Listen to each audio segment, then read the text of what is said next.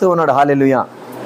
కాబట్టి ఆయన చనిపోబడటం అనేది దేవుని చిత్తమై ఉన్నది. ఆ దేవుని చిత్తాన్ని ఈరోజు మనం జ్ఞాపకం చేసుకుందాం. మొదటి మాటగా దేవుడు పలికిన 7 మాటలు మనం చూద్దాం. మొదటి మాట మన మధ్య ఉన్న మరి సీను చదివి వినిపిస్తాడు. లోకా రాసిన సువార్త 23 అధ్యాయం 34.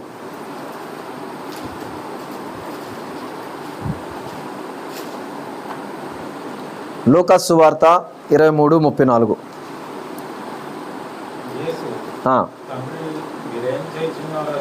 తండ్రి వీరేమి చేస్తున్నారు వెరుగరు గనుక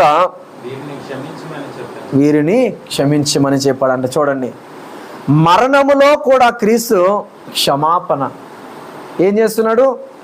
క్షమిస్తున్నాడు. మొదటి మాటలోనే మనం చూసినట్లయితే యేసుక్రీస్తు వారు ఆ యొక్క సిలువలో ఉండి కూడా ఏం చేస్తున్నాడంటే, ఎవరైతే ఆయనను సిలువకు అప్పగించారో, ఎవరైతే ప్రభువారు 2 చేతుల్లో మేకులు కొట్టారో, ఎవరైతే ప్రభువారి పాదాలలో ఆ శీలను కొట్టడం జరిగిందో, ఎవరైతే ఆయన తల మీద ముళ్ళ కిరీటం పెట్టారో, ఎవరైతే మన ఇక్కడ మత్తయి సువార్తను చూసిన 27వ అధ్యాయం 1వ వచన భాగంలో యేసుక్రీస్తుని చంపాలని ఆయనకు విరోధముగా ఆలోచన చేశారో, వారందరిని కూడా దేవుడు ఏం చేస్తున్నాడంటే క్షమిస్తున్నాడు.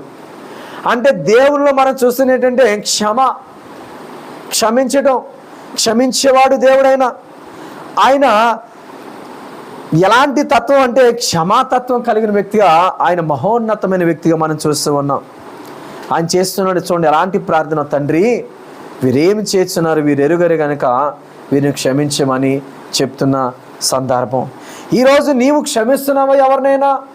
ఈరోజు ఎవరైనా నీకు అన్యాయం చేస్తే, ఎవరైనా నిన్ను గాయపరిస్తే, ఎవరైనా నీకు నష్టం కలిగించినప్పుడు నీవు యేసుక్రీస్తు ప్రభు చేసిన విధముగా ప్రార్థన చేయగలుగుతున్నావా? చేయలేం. మన మనసు రాదు, ఒప్పుకోం మనం. కానీ దేవుడు చూడండి ఎంత గొప్ప మరి విషయాన్ని నీకు ఈరోజు నేర్పిస్తున్నాడు. క్షమించటం. ప్రభువారు ప్రాణము పోతున్న సమయంలో కూడా మీరు క్షమించే తత్వము కలిగి ఉండాలని ఈ క్షమాగుణాన్ని మనకి పరిచయం చేస్తూ వెళ్తున్నాడు ఆయన. హల్లెలూయా.